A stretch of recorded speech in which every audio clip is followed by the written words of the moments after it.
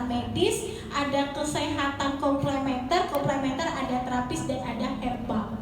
Ya, jadi ini juga termasuk dari bagian kesehatan. Ya, pasti Bapak Ibu sudah mempunyai sertifikat dong untuk melakukan terapis. Oke. Nah, basic Bapak Ibu, mohon maaf saya mau tanya basicnya apa Bapak Ibu? Ada yang dari kesehatan? Tidak. Berarti memang pure mendapatkan ilmu ya untuk terapis. Oke, kalau gitu kita bersama-sama sharing ilmu terkait dengan komunikasi. Jadi ketika kita di pelayanan, pasti yang dituntut oleh klien kita adalah cara kita memberikan pelayanan. Ya enggak, Bapak Ibu? Iya, mau sebagus apapun terapi yang kita berikan kepada pasien kita atau pada klien kita, kalau pelayanan kita jelek, apa yang dirasakan? Enggak puas, ya enggak? Kalau enggak puas, alhasil apa? Pasiennya enggak sembuh, mencari tempat lain. Yang ada siapa? Kita yang rugi, ya enggak? Oke, nah zaman sekarang orang yang dicari itu bukan obatnya tapi pelayanannya. Contoh, kita aja berbondong-bondong pergi ke Malaysia, padahal obatnya sama nggak? Pengobatannya sama nggak? Iya, jadi apa yang dicari di sana? Pelayanannya Bu, Pak, pelayanannya baik di sana. Ya, mereka menghargai kita sebagai pasien, kita mendapatkan hak kita sebagai pasien. Itu dari mana? Dari komunikasi. Ya, sementara kita di sini pergi ke rumah sakit aja berobat. Apa Bu? Apa yang sakit Bu? Iya enggak? Iya. Cek dulu Pak labornya, mana hasil labornya? Mas ini, ada nggak rujukannya dari BPJS? Bla gitu enggak? Iya. Nah, itulah yang terjadi saat ini, di mana komunikasi kita kalau kita di kesehatan ya atau kita sebagai terapi, komunikasi kita itulah yang mesti kita perbaiki. Jadi komunikasi yang bagus mencerminkan service excellent atau service yang bagus atau pelayanan yang bagus. Sebelumnya saya akan memberikan penjelasan terkait dengan yang pertama adalah konsep komunikasi itu seperti apa, terus tahapan komunikasi itu seperti apa, terus nanti kita mulai masuk ke teknik komunikasi dan analisa diri. Jadi ini penting ya, analisa diri pada saat kita memberikan komunikasi. Oke, namanya komunikasi. Boleh tunjuk tangan? Boleh? Iya Pak, silakan Pak. Komunikasi adalah pembicaraan antara kita dengan klien kita. Oke, namanya siapa Pak? Sajudin. Oke, bagus sekali Pak Sajudin. Komunikasi adalah bagaimana cara kita berkomunikasi dengan klien kita. Ada lagi yang mau menambahkan? Komunikasi apa? Kalau saya ini namanya apa? Komunikasi enggak? Berkomunikasi enggak? Oke. Apa yang terjadi pada saat kita komunikasi? Interaksi, benar sekali. Apalagi Bapak Ibu, apa yang Bapak Ibu dapatkan pada saat mengikuti materi saya ini? Dapat ilmu. Ya, jadi kalau bisa kita simpulkan, kalau di sini kalau teori kayaknya susah ya Pak ya. Maksudnya enggak susah kita mencerna bahasanya ya. Jadi saya sederhanakan bahwasanya komunikasi itu adalah hubungan timbal balik antara satu dan dua orang, di mana berisikan satu pesan dan terjadinya feedback atau umpan balik. Jadi ini kita berinteraksi, interaksinya ada satu orang atau dua orang lebih, ya, dua atau tiga orang lebih, di mana pesan nanti komunikasi yang saya berikan itu berisikan pesan-pesan. Pesan-pesan itulah yang Bapak Ibu tangkap. Ketika Bapak Ibu tangkap pesan yang saya berikan, nanti Bapak Ibu akan memberikan feedback ke saya. Apa feedbacknya? Feedbacknya adalah dengan memberikan pertanyaan. Itu adalah komunikasi. Nah, kalau misalnya kita bayangkan lagi komunikasi banyak lagi jenisnya. Ada komunikasi verbal, ya kalau seperti ada verbal, ada komunikasi non-verbal, ada komunikasi yang melalui media, ada komunikasi yang melalui massal. Nah, itu banyak sekali jenis komunikasi yang dilakukan oleh individu. Jadi syarat di komunikasi itu yang pertama adalah harus ada 2 orang atau lebih, baru dikatakan adanya komunikasi interpersonal. Ya, kalau misalnya tidak ada orang, terus kita berkomunikasi, barangkali itu untuk evaluasi diri kita. Tapi kalau Bapak Ibu lihat orang sendiri ngomong, nah itu saya nggak tahu tuh, itu masuk kategori mana ya. Nah, jadi kalau misalnya komunikasi ya seperti itu. Jadi harus ada 2 orang atau lebih, di mana kita bisa bertukar pikiran satu sama lain, sehingga nanti luaran yang kita harapkan pada saat kita komunikasi adalah berubahnya perilaku seseorang yang tadinya nggak baik menjadi baik. Itu komunikasi. Ya, jadi jangan harap komunikasi tadi kita yang tahunya cuma sebatas kita berbicara, ternyata ketika kita berbicara ada yang mempengaruhi di dalamnya, yaitu pesan. Misal saya ngomong, anggaplah saya sebagai perawat sekarang ngomong, Bapak Sajudin jangan merokok ya, nanti kalau merokok Bapak paru-parunya kena. Oke lah, kalau merokok dihentikan langsung kan nggak mungkin ya Pak ya. Nah, jadi perlahan ya Pak ya, perlahan kita sama-sama mengurangi rokoknya. Jadi perlahan juga paru-parunya mulai membaik. Kalau berhenti langsung kan nggak mungkin. Nah, ada nggak perilaku Pak Sajudin yang berubah saat itu? Ada. Ya, kata Bu perawatnya boleh merokok tapi sedikit. Pandemi kemarin apa yang berubah dari slogan? Terapkan 5M, ya, memakai masker, mencuci tangan, apalagi menjaga jarak. Berubah nggak perilaku kita? Berubah. Nah, itu adalah komunikasi. Padahal komunikasinya banyak, bisa melalui poster barangkali ya, atau iklan, atau langsung disosialisasikan oleh Kemenkes. Tapi dari pesan yang disebutkan atau pesan yang disampaikan itu mengubah perilaku kita yang tadinya nggak baik menjadi baik. Jadi sampai saat ini kita apa-apa pasti cuci tangan nggak? Iya, karena masih ada ketakutan ya. Nanti jangankan COVID, nanti ada lagi bakteri lain gitu ya. Nah, sehingga yang tadinya kita nggak cuci tangan sekarang jadi cuci tangan. Yang tadinya kita nggak aware dengan hand sanitizer, sekarang rata-rata orang masih bawa hand sanitizer. Ya, nah itu contohnya. Padahal COVID udah nggak ada lagi. Iya, nah itu adalah contoh merubah perilaku. Itu komunikasi. Ya, jadi Bapak Ibu sekarang udah dapat satu ilmu tuh, bahwa komunikasi adalah bisa mengubah perilaku seseorang. Ini adalah prinsip ketika kita melakukan komunikasi. Jadi ada prinsipnya ya. Jadi nggak hanya kita asal melakukan komunikasi, kalau misalnya kita bergurau atau bersama teman, mungkin memang ada beberapa yang komunikasi kita yang hanya bergurau, bercanda gitu. Tapi pasti ada di dalamnya pesan yang kita sampaikan dengan teman. Meskipun itu kita hanya membahas mungkin masalah kita atau curhat atau masalah klien, tapi pasti ada pesan yang disampaikan. Nah, jadi prinsip komunikasi di sini yang pertama adalah hubungan yang saling menguntungkan. Jadi hubungan yang saling menguntungkan di sini maksudnya adalah ketika kita melakukan interaksi seperti ini ada hubungan yang saling menguntungkan. Ya, anggaplah saya berdiri di sini, ilmu pengetahuan saya cuma 80. Ketika saya memberikan ilmu kepada Bapak Ibu, ternyata Bapak Ibu ada yang lebih upgrade. Sehingga dengan ilmu saya yang 80, Bapak Ibu 80, ketika kita sharing kita bisa menjadi 100 ilmu kita. Apa yang saya ketahui saya sharing, apa yang tidak saya ketahui Bapak Ibu sharing ke saya, sehingga ilmu saya juga bertambah. Jadi tidak hanya saya menambah ilmu Bapak Ibu, tapi ilmu saya juga bertambah. Ya, karena mungkin saya hanya mengajar di satu kelas yang kecil untuk anak yang tamatan SMA. Sekarang saya memberikan materi kepada Bapak Ibu yang pengalamannya lebih daripada orang yang saya ajar. Itu biasanya ilmu yang saya dapat nanti akan meningkat.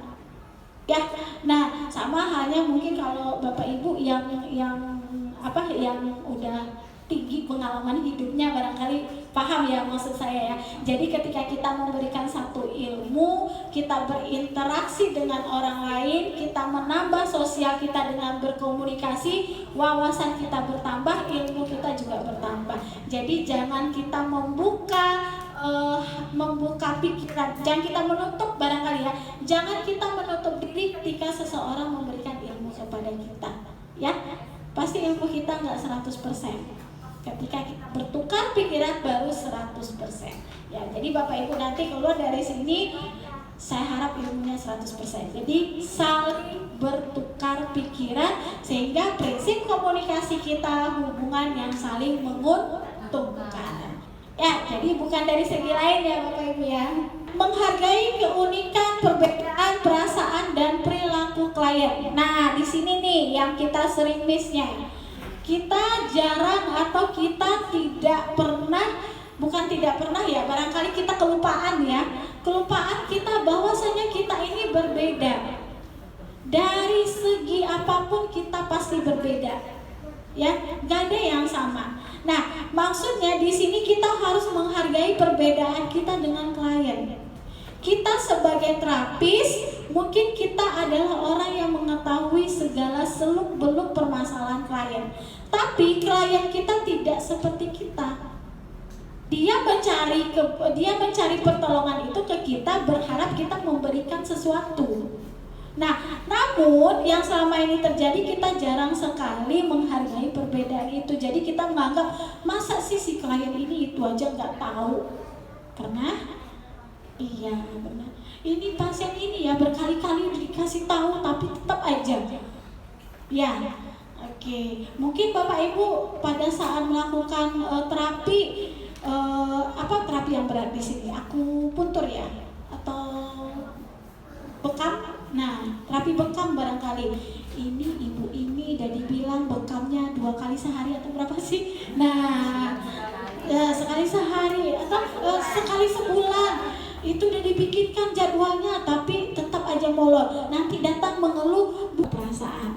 Karena kita tidak tahu apa yang terjadi di pasiennya saat dia pulang dari tempat kita. Ya, entah dia mungkin ada kesibukan lain sehingga dia lupa dan lain sebagainya. Ya, itu banyak sekali terjadi, bahkan tidak hanya di terapis, di puskesmas pun juga begitu. Banyak pasien-pasien yang mengambil obat, maksudnya ada penyakit TBC barangkali ya, nah kelupaan gitu, yang ada dimarahin ya ibu ya, ibu tidak tahu bla bla bla ya, kita dimarahin ya. Oke, nah itulah kita jarang sekali atau kita lupa bagaimana cara kita menghargai pasien kita atau menghargai klien.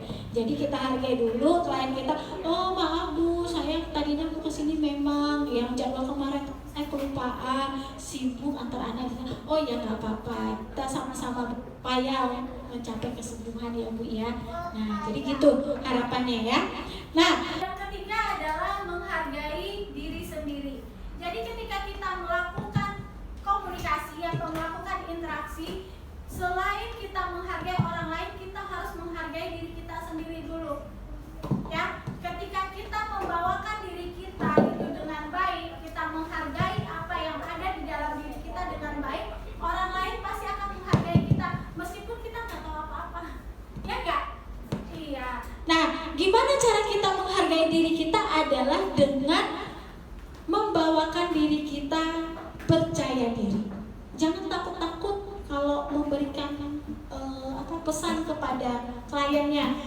Ya, kita percaya diri tampil di depan kliennya. Terus yang kedua adalah performa atau performance. Ya, jadi cara kita menghargai diri ketika misalnya nanti Bapak Ibu punya anggota, ya kan Bapak Ibu kan ada terapis nih, pasti ada terapis-terapis baru kan ya nanti yang akan dilahirkan. Ajarkanlah anak yang baru lahir itu dengan performance yang baik atau performance yang baik. Caranya adalah dengan ketika menghadapi klien berdiri tegak. Ya, berdiri tegak, tatap mata kliennya kalau berbicara dan jangan menoleh kiri kanan ketika orang lain berbicara dengan kita. Ya, Biasanya kalau anak sekarang, ya ada apa Bu? Ada yang bisa dibantu? Ada apa? Nah, biasanya orang gitu ya. Ya, ada apa? Ada apa? Nah, banyak sekali gerakan-gerakan yang dimunculkan sehingga itu tidak menghargai dia sebagai dirinya sendiri. Orang kan melihat kita dengan tampilan kita. Ya, bagaimana orang bisa menghargai kita kalau kita tidak membawakan diri kita dengan baik. Ya. Nah, jadi inilah yang terjadi saat ini. Jadi ketika kita melayani klien, melayani pasien kita, layanilah dengan sikap yang terbuka. Ya, ada yang bisa dibantu, Ibu, jadi tatap matanya. Ya, jadi apa Bu? Apa keluhannya? Ya, nah itu juga membuat performance kita buruk di mata orang. Karena apa? Kita sendiri, ya, karena kita sendiri yang tidak menghargai diri kita. Ya, jadi bawakanlah diri kita sebisa mungkin, semampu kita untuk menjadi terlihat baik di depan orang. Kalau istilahnya sekarang apa, Bapak Ibu? Pencitraan. Ya enggak? Pencitraan. Ternyata pencitraan itu penting ya? Penting. Tapi kalau terlalu lebay pencitraannya nggak penting ya. Kalau nggak ada, apa lu mau gue ada, kata si Mbak Google ya. Jadi nggak usah merasa kurang percaya diri karena saya terlihat jelek atau saya terlihat tidak sempurna. Nggak usah, nggak perlu ya. Jadi ketidaksempurnaan kita itu bisa menutupi dengan rasa percaya diri kita. Nah, selanjutnya ada komponen komunikasi terapeutik. Nah, ini yang paling penting. Komponen ini yang paling penting. Jadi ketika kita menjadi terapis, ini yang harus Bapak Ibu miliki. Empati. Yang pertama harus kita empati. Nah, empati itu beda dengan simpati ya Bapak Ibu ya. Jadi ketika kita melayani pasien, melayani klien, tempatkanlah diri kita sesuai dengan kondisi si klien kita. Tapi tidak bersimpati. Kalau simpati itu kita hanyut di dalam perasaan klien. Kalau ini kita tidak hanyut, kita hanya berada di posisi dia. Nih misalnya si klien ini udah lama nih sakit stroke, ya enggak? Udah lama sakit stroke. Biasanya pasien yang sakit stroke itu yang beban siapa? Keluarganya ya? Iya, keluarganya. Pasti keluarganya banyak mengeluh nggak kepada terapis? Bu, kapan nih selesainya? Ya enggak? Udahlah waktu dia mengantar terbuang, merawat, dan lain sebagainya gitu. Si keluarga mengharapkan dengan terapis langsung sembuh. Ya. Nah, padahal nggak gitu kan ya. Nah jadi di empati ini ketika seseorang atau ketika keluarga pasien atau keluarga klien ini bercerita dengan kita bawakan itu ada di kita. Kita rasakan bahwa kondisinya memang seberat itu. Jadi jangan dianggap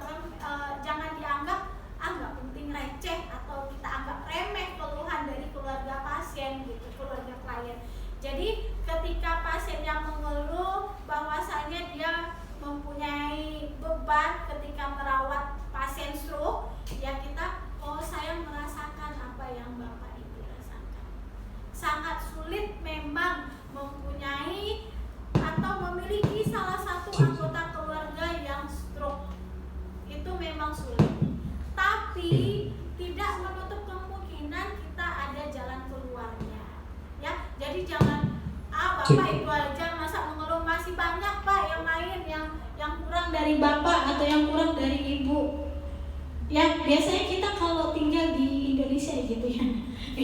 Kita selalu mencontohkannya tuh ke orang yang lebih bawah lagi dari orang tersebut. Itu gak boleh. Ya, siapa yang mau berada di kondisi down seperti itu? Kan gak ada.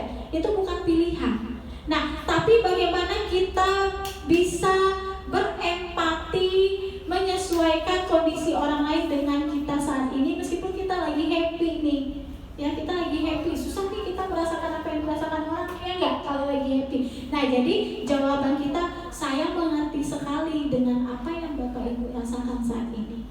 Memang sulit ketika ada anggota keluarga yang jatuh sakit. Nah, tapi bersama-sama kita berupaya untuk menyembuhkan, dan saya harap Bapak Ibu tidak letih dan tidak lelah. Pasti ada jalan keluar, ya. Nah, jadi begitu cara kita berempati. Kalau misalnya di rumah sakit kan saya contohnya rumah sakit ya, karena saya adalah perawat. Nah, jadi kalau dulu saya juga pernah di klinik ya. Saya dulu pernah dinas, maksudnya ketika saya jadi mahasiswa saya pernah dinas di ruang ICU. ICU itu istilahnya 50% keluar, 50% mati gitu ya. Nah, jadi nyawa di sana tuh 50-50, Pak. Nggak ada yang bisa jamin gitu ya. Nah, kalau bisa anak-anak zaman sekarang ngomong ya, yang udah kebangetan, itu antara malaikat maut dengan perawat itu tarik-tarikan. Ya, ya kan? Nah, jadi kita nggak tahu kematian. Nah, tapi di ICU itu bisa dihitung dalam 1 jam atau dalam dalam 1 hari mungkin. Ya, banyaklah ya. Nah, cuman ketika kita menjadi ketika itu adalah pekerjaan kita, kadang kita lost, Bapak Ibu. Lossnya apa? Kita nggak peka. Saya sendiri merasakannya, saya kurang peka pada saat itu karena sudah sering menghadapinya. Sudah sering saya melihat yang seperti itu. Ya, ini bed ini lagi sakratul maut. Bed itu baik-baik saja, bed ono udah duluan gitu ya.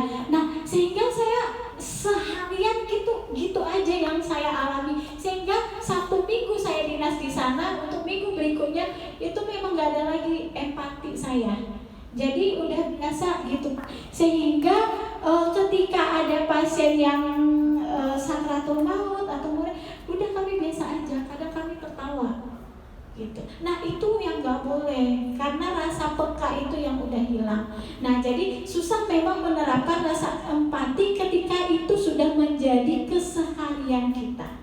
Itu masalahnya. Ya enggak? Kita udah ngelihat pasien sehari-hari stroke, melihat pasien sehari-hari apalagi sakit punggung, LBP, apalagi tensi, itu udah menjadi biasa aja gitu ya. Sementara pasien mana itu nggak biasa. Sehingga apa? Kita tidak bisa menempatkan diri kita di tempatnya pasien atau keluarganya, sehingga kita memandang remeh penyakit stroke gitu lagi gitu ya. Kita mandangnya karena kita udah biasa, ya enggak? Nah, sementara orang yang baru ini nggak biasa sama mereka gitu. Butuh bertahun-tahun beradaptasi dengan pasien atau dengan anggota keluarga yang sedang mengalami stroke. Kita yang kurang. Jadi bagaimana caranya? Ya, caranya kita lakukanlah afirmasi. Afirmasi itu adalah kata-kata. Kita lakukanlah afirmasi kepada klien kita. Saya merasakan apa yang Bapak Ibu rasakan saat ini. Memang sulit, memang sakit rasanya, atau memang berat rasanya beban ini. Tapi begitulah kehidupan. Kita sama-sama. Yang penting Bapak atau Ibu sekarang sudah bisa memberikan support kepada anggota yang sakit. Selanjutnya adalah kepercayaan. Dengan kita memberikan empati, dengan kita membina hubungan saling percaya, itu juga akan terjalin saling percaya dengan pasien. Sehingga ketika Bapak Ibu melakukan terapi itu kan gak sekali 2 kali, pasti continue ya. Nah, dengan adanya komunikasi yang bagus, sehingga si klien kita juga percaya dengan kita. Alhasil ketika mereka percaya dengan kita, mereka pasti yakin bahwasanya pengobatan yang diberikan oleh terapis ini membuahkan hasil. Ya, kadang orang udah berobat karena ketidakpercayaan, dia nggak sembuh juga. Ya enggak? Oke, itu kepercayaan. Nah, diawali juga dengan komunikasi. Terus kejujuran. Nah, kejujuran juga ini penting. Kita sebagai seorang terapis juga harus jujur. Ya, Bapak Ibu ya.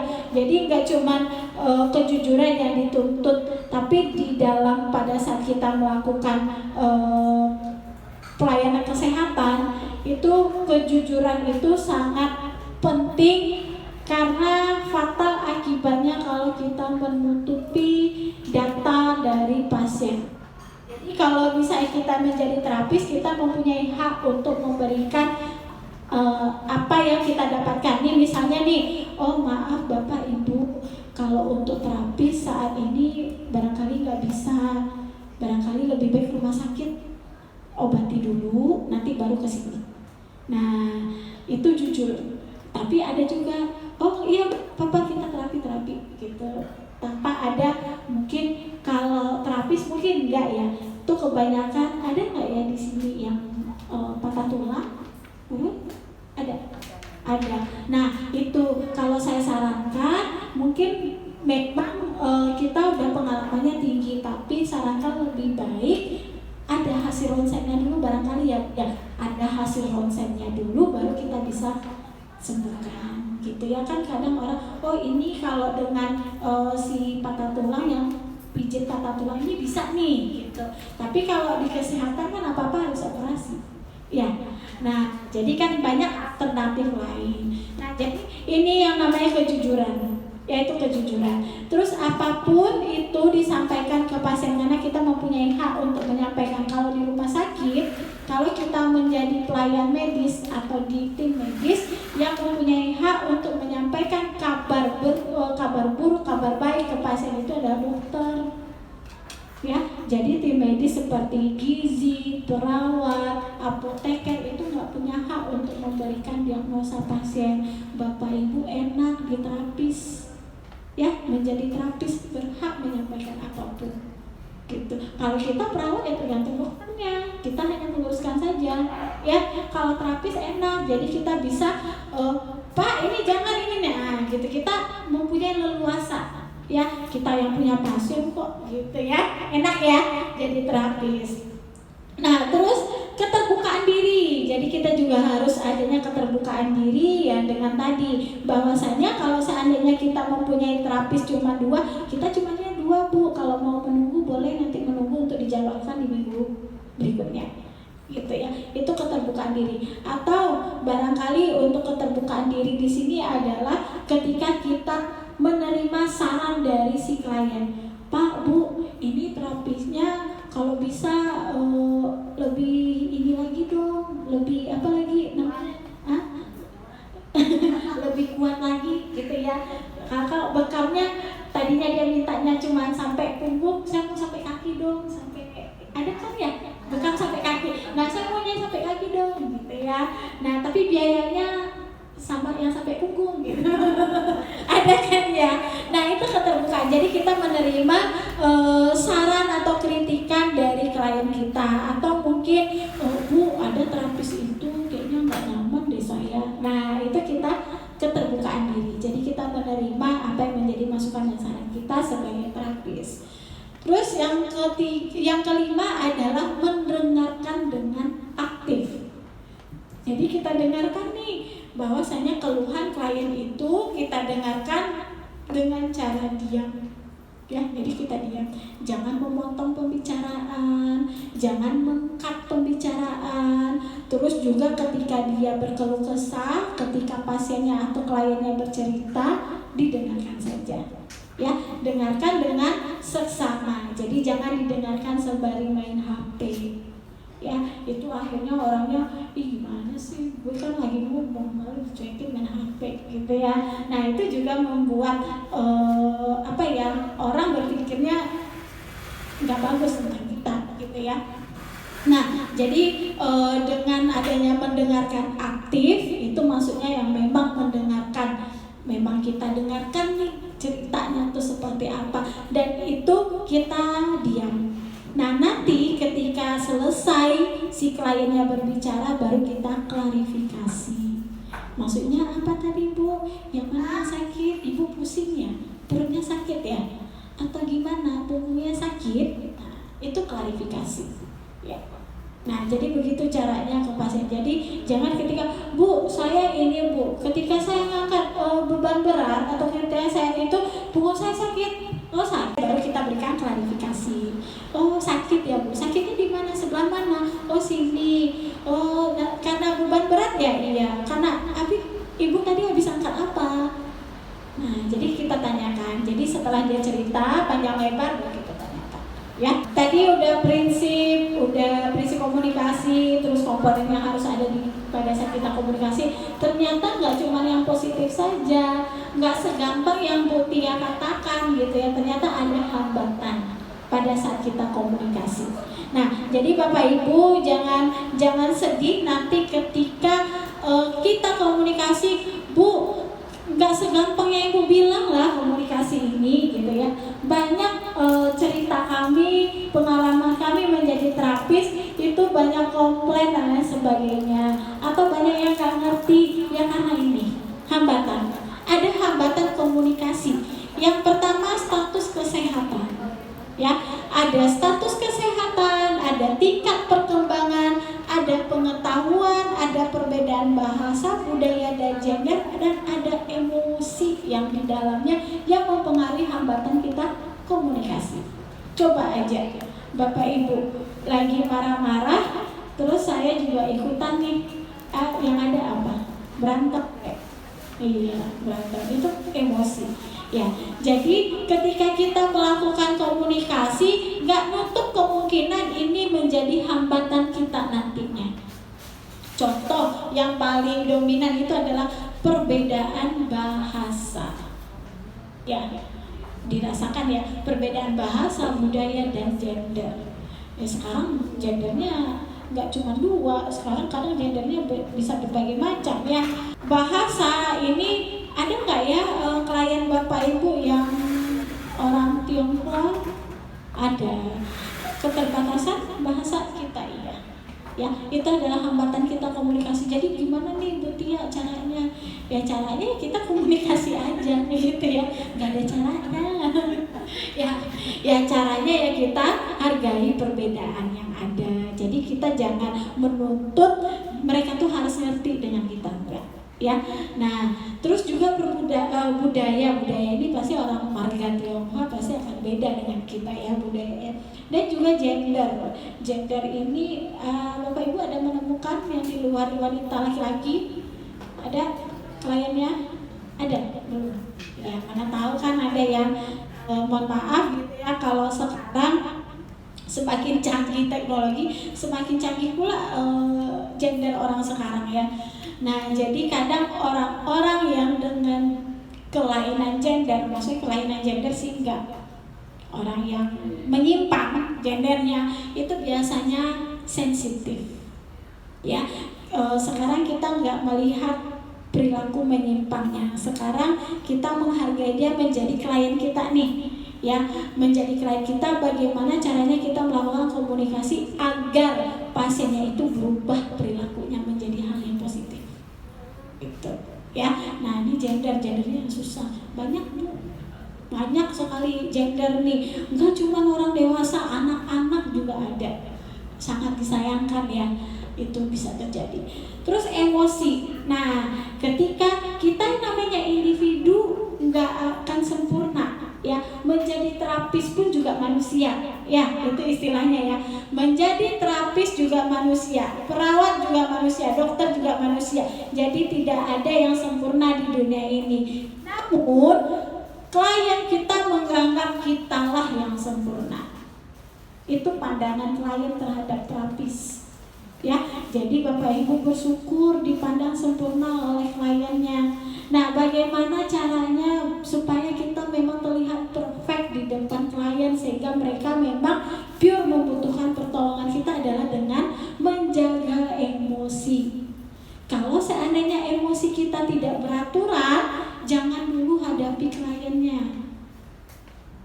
Keluar dulu dari kliennya atau diam dulu, lari dulu barangkali ya dari si kliennya, sembunyi dulu gitu. Karena emosi ini bisa memancing amarah.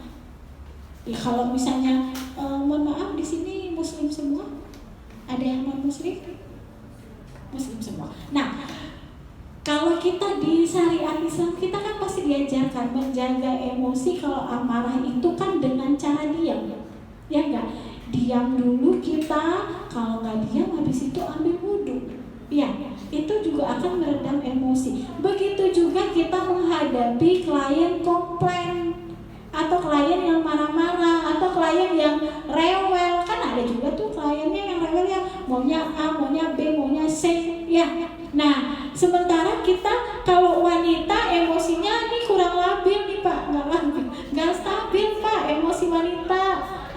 yang wanita hamil, wanita menyusui. Nah, apalagi yang lagi datang bulan, Kak.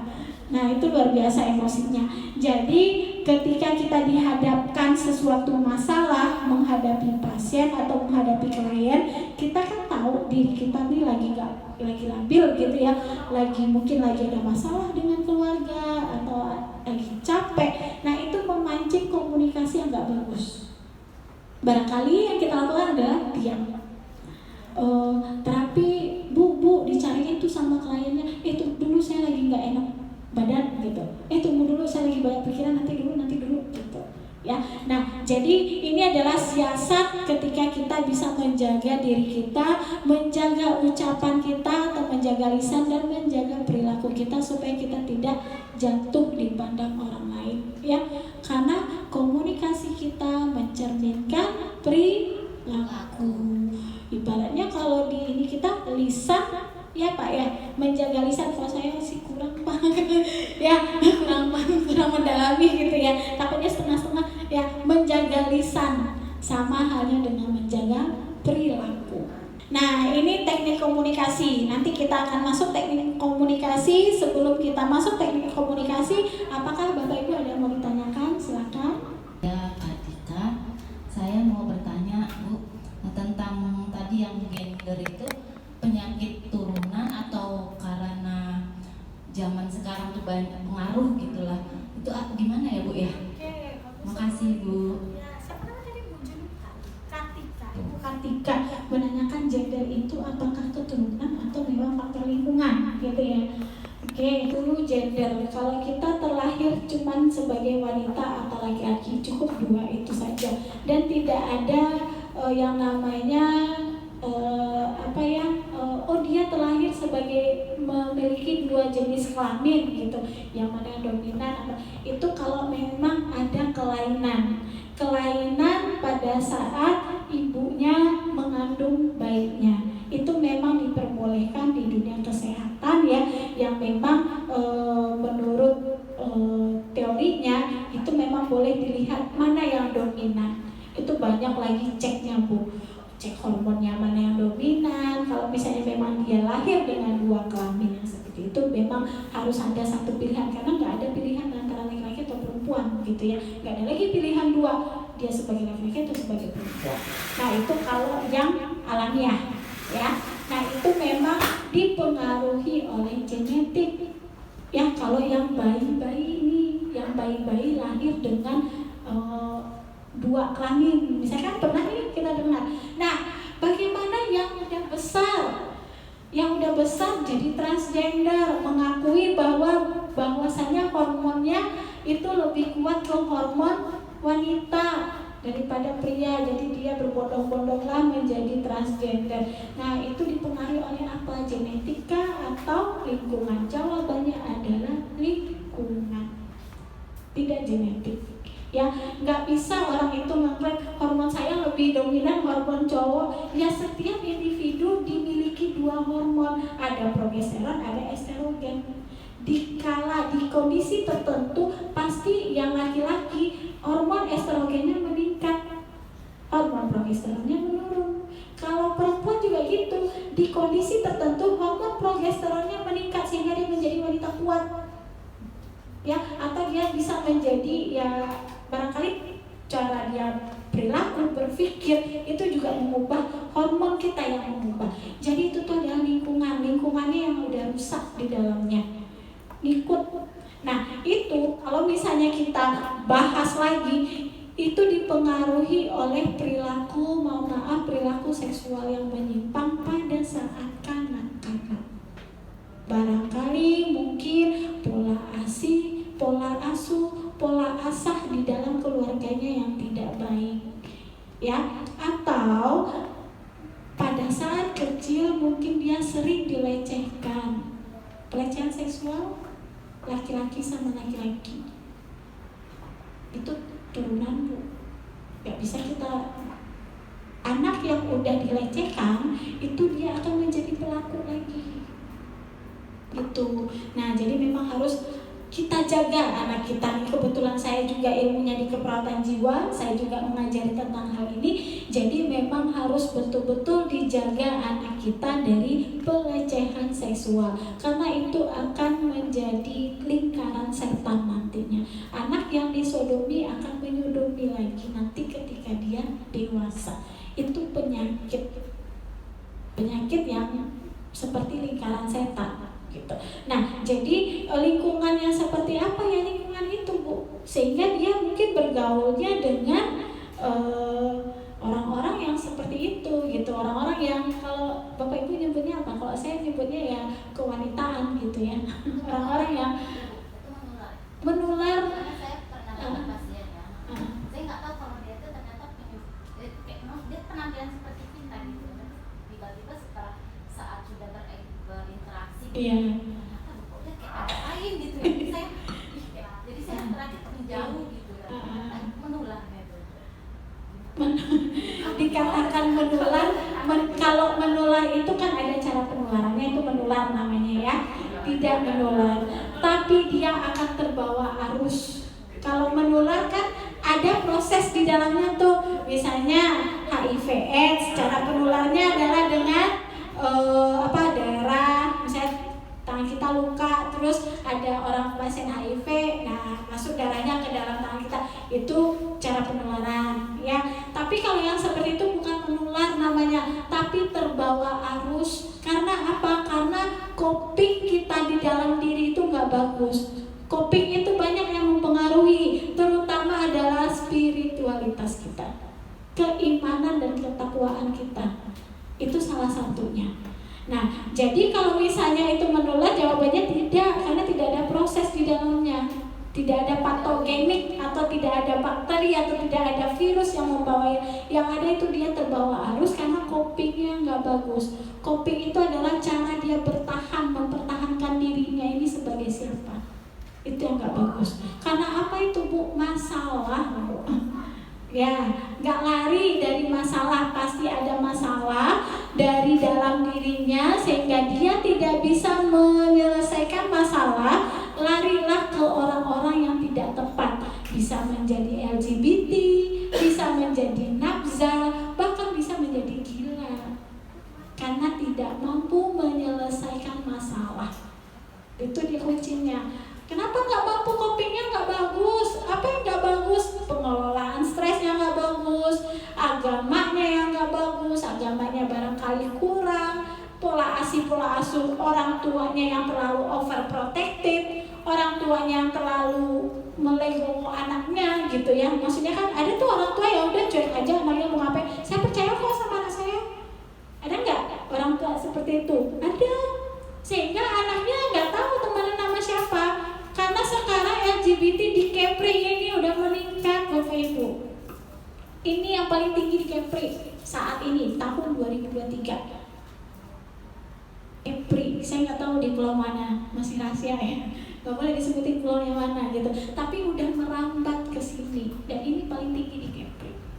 Nah, mereka itu pengen diakui statusnya, ya itulah makanya Bapak Ibu cobalah sering kan kalau di Batam ini mana lagi tempat wisata kalau bukan mall. Ya pasti Bapak Ibu pasti sering ke mall. Sabtu Minggu perhatikan siapa penghuni mallnya. Kadang ada cewek sama cewek gandengan. Pasti ada beda yang terlihat di mata kita, ya enggak? Nah itu kalau dulu kita enggak terhidden ya, maksudnya tersembunyi ya komunitas. Sekarang enggak lagi. Mereka udah mau menunjukkan siapa saya gitu ya. Mereka udah ya dengan cara apa kita atasi ya? Ya udah itu kita tidak mendukung mereka gitu.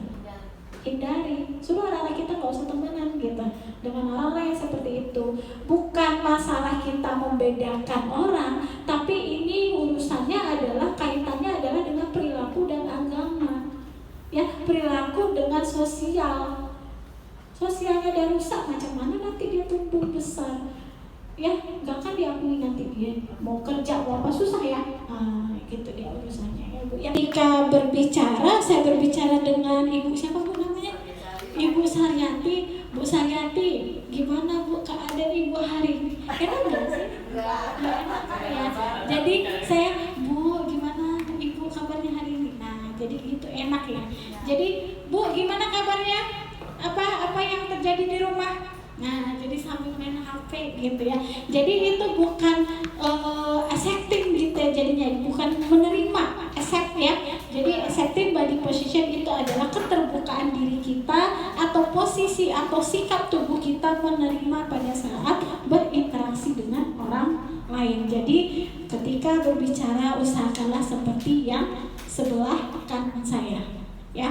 Nah, jangan seperti ini ya. Itu aduh ya. Saya pun ngeliatnya nggak enak, ini sombong banget sih gitu ya, sombong banget sih ya. Nah, ini adalah teknik komunikasi yang harus kita punya pada saat kita melakukan interaksi atau berkomunikasi dengan klien. Yang pertama itu diam. Tadi saya sudah mengatakan listening atau diam atau mendengarkan dengan aktif. Ya, diam. Jadi diam bukan berarti orang udah ngomong A sampai Z kita diam aja. Enggak, ya, bukan diam itu yang dimaksud. Dengan mata aja kita respon atau angguk-angguk aja ya. Minimal ya angguk geleng-geleng gitu ya. Ya, berarti itu sudah mendengarkan meskipun apa ini ya gitu ya. Tapi minimal tuh respon. Kita ada respon, feedback ya. Nah, jadi nggak harus dengan kata-kata. Terus juga offering sell ini keterbukaan ya, di mana kita itu terbuka ketika seseorang itu menceritakan sesuatu. Jangan ketika orang bercerita kita risih ya, kan ada orang bercerita terus kita risih, iya nah gitu, sibuk gitu ya, kita cuek gitu ya. Orang udah sibuk dan mencari mana lah mata orang ini ngomong ya. Nah, kita sibuk juga melihat jam lah berharap itu nggak offering sell. Jadi kita tuh harus membuat membuka diri ya, sehingga terjalin hubungan saling percaya ya. Terus yang selanjutnya adalah pertanyaan terbuka atau both question ya. Jadi ketika Bapak Ibu datang nih satu klien ke tempat terapi kita ya, datang satu klien, apa yang pertama kali Bapak Ibu ucapkan ke mereka? Keluhannya. Oke. Selamat siang Pak, Bu, bagaimana kabarnya? Ya, itu bukanlah pertanyaan terbuka. Nah, diperbaiki lagi ya Bapak Ibu ya. Jadi nanti kalau ada klien datang jangan ditanyakan kabar, karena itu adalah pertanyaan tertutup. Bapak Ibu gimana kabarnya? Sehat? Ya, tidak. Sehat, tidak sehat, kurang sehat. Nggak ada lagi pilihannya selain itu. Ya, sehat ya Bapak? Iya. Sehat ya Bu? Enggak. Ya, jadi cuman ya tidak, itu adalah pertanyaan tertutup. Terus pengulangan. Nah, pengulangan di sini maksudnya klarifikasi. Jadi pasien mengeluh pasti tadi tanya apa keluhannya Bu hari ini? Oh saya pusing, saya mual, ini saya sakit, pinggang saya sakit, lutut saya sakit, kalau bergerak ini itu. Nah, tadi tekniknya diam ya, kita diam, terus kita lakukan pengulangan. Ya, oh Ibu tadi perutnya sakit ya, pusing ya, iya. Oh sakitnya gimana? Nyeri, nyut-nyutan atau bagaimana? Bisa ceritakan lagi. Nah, ini yang saya sakit kakinya yang mana? Lututnya apa tumitnya atau yang mana? Nah, gitu. Jadi kita pengulangan lagi, kita tekankan bahwa benar nggak yang disampaikan oleh si klien. Kadang kliennya ada juga mengada-ngada ya Bu ya. Ya Pak ya, ada juga yang mengada-ngada sakit aja semua gitu ya. Padahal ya pengennya semuanya diangkut buntut, pengennya gitu kan. Pokoknya sakit loh Bu, nggak tahu ya pokoknya semuanya sebenarnya saya sakit gitu ya. Nah jadi memang kita harus melakukan peningkatan atau pengulangan kata yang disebutkan oleh klien guna nanti supaya klien ini oh memang ini yang dia rasakan. Jadi pengobatan kita pun tepat ya. Oke, selanjutnya adalah konfrontasi. Konfrontasi ini mengkat ya, mengkat ketika si kliennya berbicara. Kalau misalnya dia berbicara udah kemana-mana, ya kita lagi ngomongin penyakit, tiba-tiba dia ngomongin caleg. Nah sukses ternyata ya, ada black campaign ternyata di sini, itu kita ya.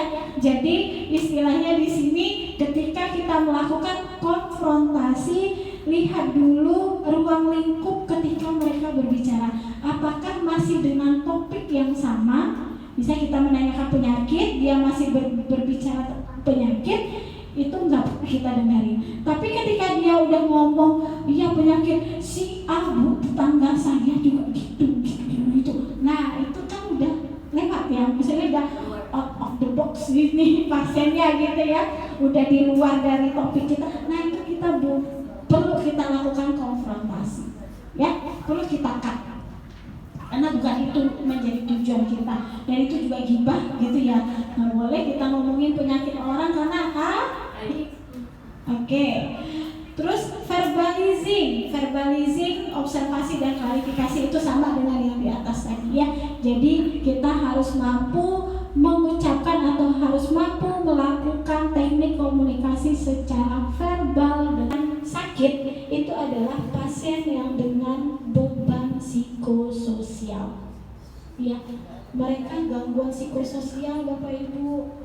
Apa contohnya Bu? Stres, cemas, itu gangguan psikososial ya. Apakah itu gangguan jiwa? Tidak, tapi psikososial, psikisnya yang kena Bapak Ibu. Kalau lagi psikisnya kena pasti sedih ya enggak?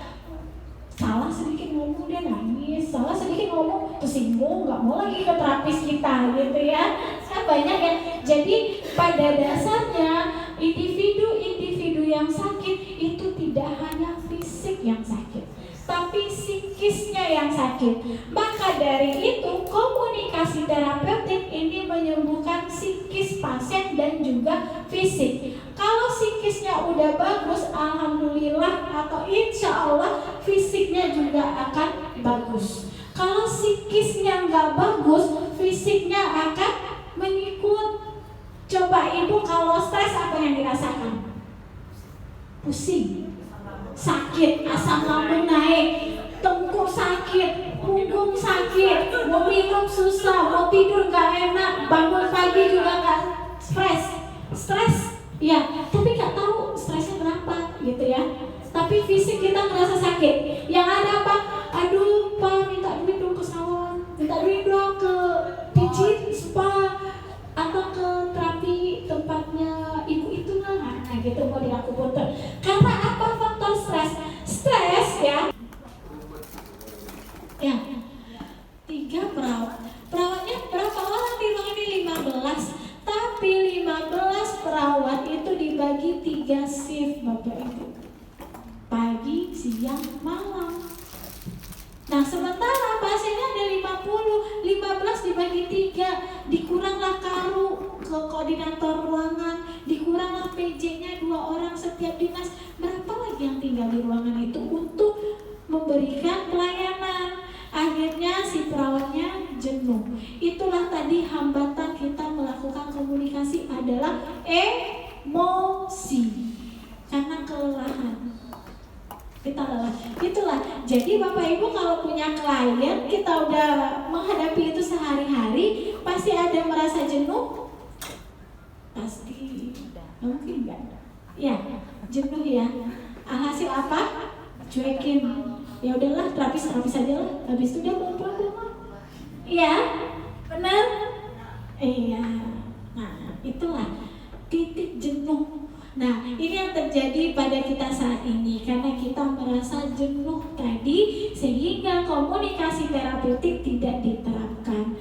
Nah, beda banget dengan ketika tadi si dokter tadi melaksanakan komunikasi terapeutik.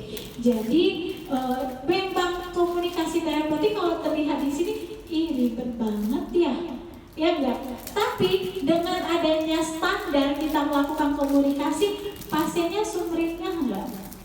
Iya. Ditolong, mau ke kamar mandi, ditolongin, ayo sini saya bantu. Yang tadi cuma dilihatin, oh nggak jadi saya nggak jadi karena udah ngeliat orang yang nggak nolongin kita, udahlah nggak jadi aja, ya enggak. Akhirnya apa? Ya udah gitu. Si dokternya pergi juga gitu ya. karena emosi tadi. Nah, jadi pentingnya komunikasi terapeutik ketika kita melakukan asuhan atau ketika kita melayani itu bisa membuahkan kepuasan terhadap kita dan juga terhadap klien. Kembali lagi, makanya komunikasi terapeutik prinsipnya saling menguntungkan satu sama lain. Yang paling utama itu adalah menguntungkan diri kita dan juga orang lain. Sebaik-baik manusia adalah manusia yang bermanfaat bagi orang lain. Itulah fungsinya komunikasi terapeutik. Bu, apakah komunikasi terapeutik bisa diterapkan pada siapapun? Bisa. Tapi bedanya terapeutik ini adalah penyembuhan. Itu bedanya. Komunikasi yang kita lakukan sehari-hari ini bukanlah terapeutik. Terapeutik itu hanya dilakukan pada pasien yang di ruang lingkup klinis untuk penyembuhan. Makanya namanya terapeutik. Ya. Jadi jangan lupa terapkanlah caring di dalam diri kita sehingga kita bisa menumbuhkan rasa empati terhadap klien. Ya. Nah, caranya dengan yang tadi saya sebutkan dan ditambah dengan sentuhan. Gimana sentuhnya? Aduh Bu, udah sehat sekarang ya? Enak nggak digituin? Iya. Kalau anak-anak diusap umpun-umpunnya atau kepalanya, aduh udah besar ya anak ibu sekarang, gimana masih sakit? Kan ada juga ya anak-anak ya terapi yang diterapisan. Atau nenek-nenek orang ini orang stroke tadi, angkat tangannya dulu, tahan dulu 3 detik. Yang tadinya dia nggak bisa nahan langsung ini, setelah diterapis, aduh bagus sekali, udah bagus ini tangannya udah kuat ini. Nah itu sentuhan. Ya, nah jadi dengan gitu memang komunikasi terapeutik bisa terjalin dengan baik sehingga kita memang menjadi terapis yang handal dan terapis yang beda dari yang lain. Ya. Assalamualaikum warahmatullahi wabarakatuh. Kebetulan saya pernah menangani pasien sakit gila. Antara sakit gila betulan sama sakit gila antara dia pura-pura gila gitu. Itu cara membedakannya gimana? Ini beberapa pasien saya ambil begitu dua-duanya Bu. Mohon penjelasannya Bu. Jadilah kepada ibu yang telah memberikan ilmu kepada saya dan kawan-kawan. Saya bertanya begini Bu, ini kan saya sebagai orang tua ya, saya punya anak di dalam pendidikan IKES ya. Jadi saya mengingat apa yang dikatakan ibu, saya tertutup ya. Karena saya terbayang anak saya ketika nanti praktek di rumah sakit nanti jemu gitu ya menghadapi pasien karena capeknya sebagai penyihat. Saya terbayang anak saya Bu. Nanti yang saya bayangkan ketika saya nanti menghadapi dengan kejenuhan terhadap pasien di rumah sakitnya itu. Saya mohon harap dengan ibu menjelaskan biar saya memberikan nasihat untuk anak saya yang dalam pendidikan IKES. Terima kasih banyak. Saya berkasih Bu. Pak Sajidin tadi bertanya, gimana sih Bu cara membedakan ini pasiennya orang gila apa pura-pura gila gitu, PPG gitu ya, pura-pura gila gitu. Nah, jadi komunikasi ini bisa kita terapkan kepada orang-orang yang istimewa ini ya. Ada yang pasien jiwa, ada yang pasien kebutuhan seperti anak autis, ada yang pasien dengan nafza, itu beda-beda nanti pola komunikasinya.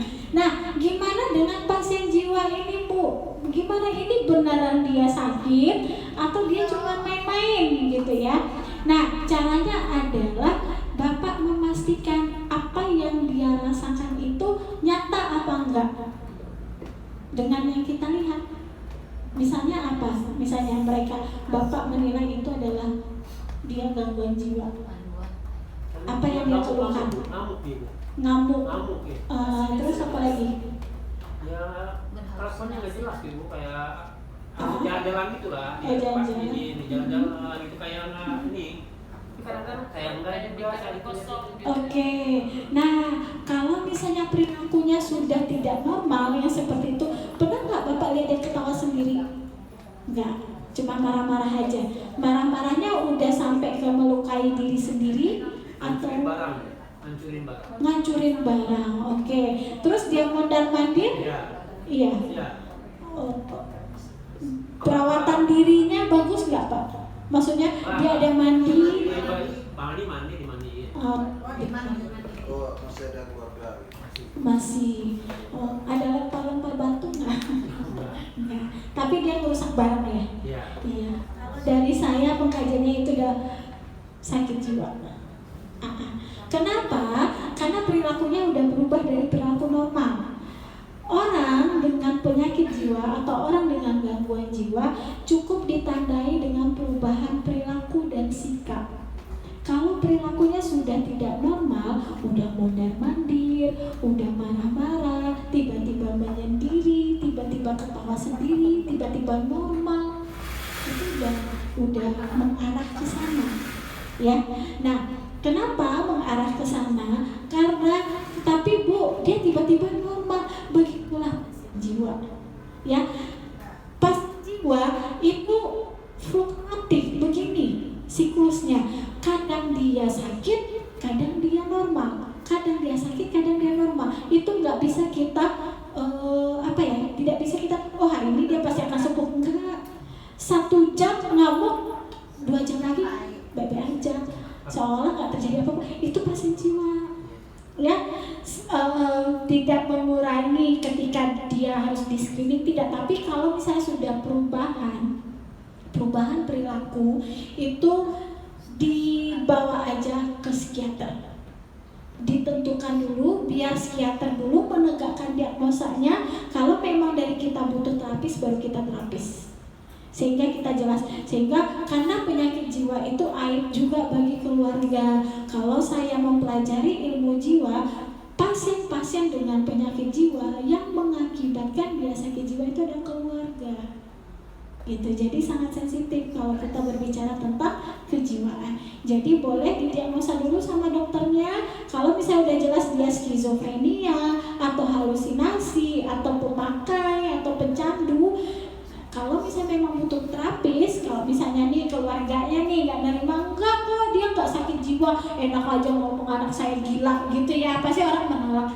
Dia butuh terapis, minimal udah ada nih dari dokternya menyatakan memang ada gangguan jiwa. Gitu. Jadi kita tahu langkah kita selanjutnya. Nah, kalau yang pura-pura Pak, kalau yang pura-pura melakukan seperti itu pasti malu. Enggak, malu enggak dia? Misalnya Bapak nih punya kliennya pura-pura kayak gitu ya, pura-pura jadi gangguan jiwa gitu ya. Untuk pertemuan berikutnya pasti dia malu dengan kita Pak. Nggak mungkin dia akan ke terapis kita gitu, dan nggak mungkin dia akan bertemu orang lain kecuali dia memang ada gangguan emosional. Oke, kalau begitu selesai materi dari saya. Alhamdulillahirrahmanirrahim. Terima kasih kepada terapi holistik sinergi yang telah mengundang saya menjadi narasumber dalam memberikan materi tentang komunikasi terapeutik. Semoga bisa diterapkan dan semoga ilmu yang saya berikan bermanfaat.